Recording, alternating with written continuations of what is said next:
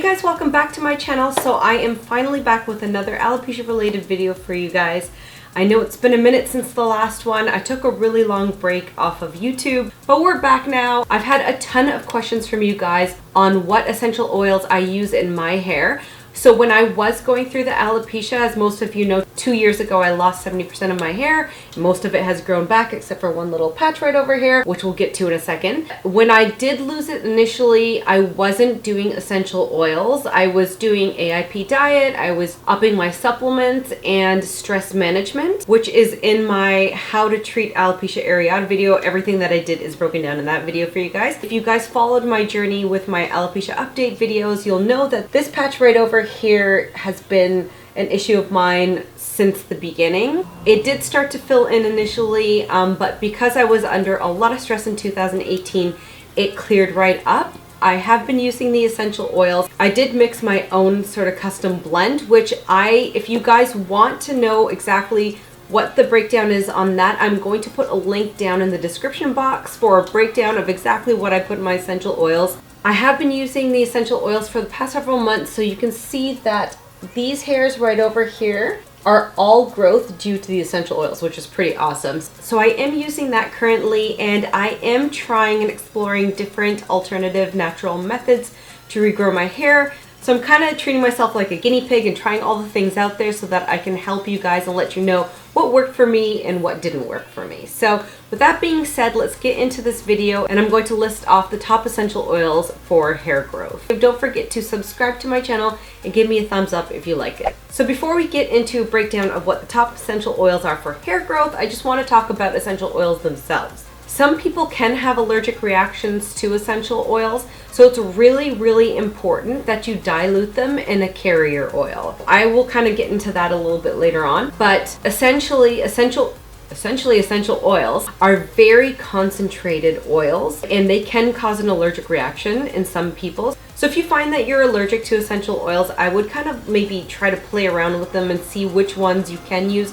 which ones you can't. Just because you're allergic to one doesn't mean that you're allergic to all of them. So essentially what you're going to do is you're going to get a carrier oil like jojoba oil or castor oil, and you're going to put a tiny amount of your essential oils into a higher amount of carrier oil. And that's going to dilute the essential oils, and it's going to be safer for your skin to handle. So the 3 carrier oils that I use in my essential oil blend are grapeseed, jojoba, and castor oil. So grapeseed is really good at reducing the effects of cortisol, which you guys know is the stress hormone, and you guys know how bad stress is for hair loss, for alopecia. So basically what grapeseed oil does is it prevents the cortisol from affecting your hair follicles. Jojoba oil is really good for strengthening your hair, and castor oil enhances the health of your hair follicles. And castor oil, the thing I like about castor oil is it's a little bit thicker. Jojoba oil and grapeseed oil are a little bit thinner and runnier. So if you were to just use those on their own, it would kind of like run off a little bit. But I like to mix the castor oil in it because it makes it a little bit thicker, and it helps it stick to your scalp to kind of stay in place better. So that's why I use those 3 together.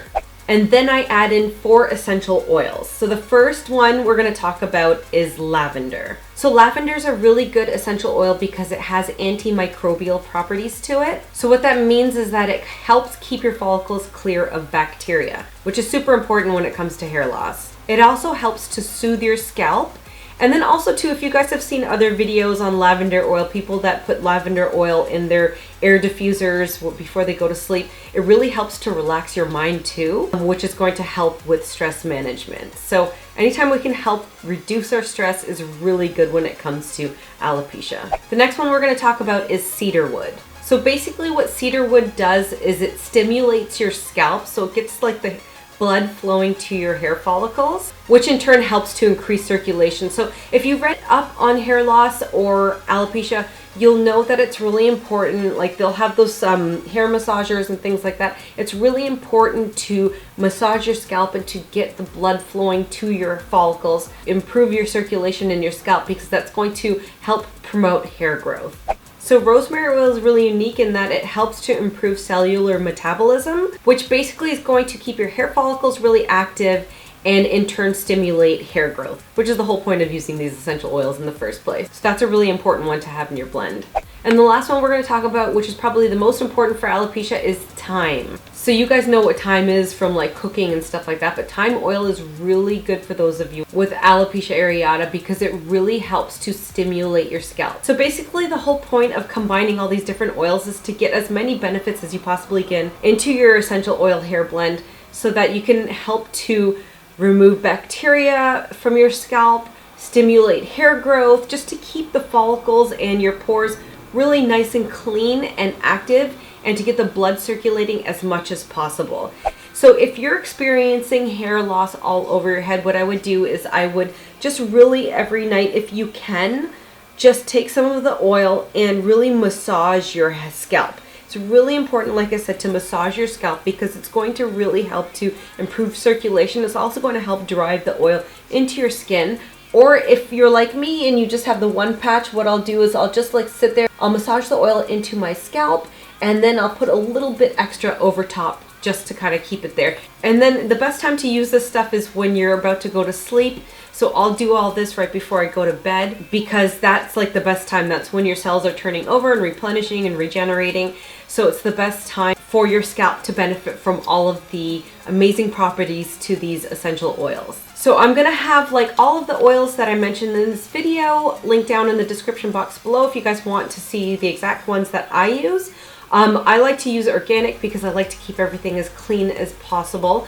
And as well as I mentioned earlier, I'm going to link a PDF that will break down the exact ratios of which oils I use in my essential oil blend. Okay, so this video was a bit of a mouthful. That was a lot of information for you guys. I hope it helped even one of you. If you guys have any oils that you swear by, link them down in the description box below. I'd love to know. And if you have any questions or if you just want to reach out to me, feel free to DM me on Instagram. My Instagram is at Deepa Berar. If you guys like this video, please share it with anybody that might need it. Thank you so much for watching, guys. I'll see you guys soon with another video.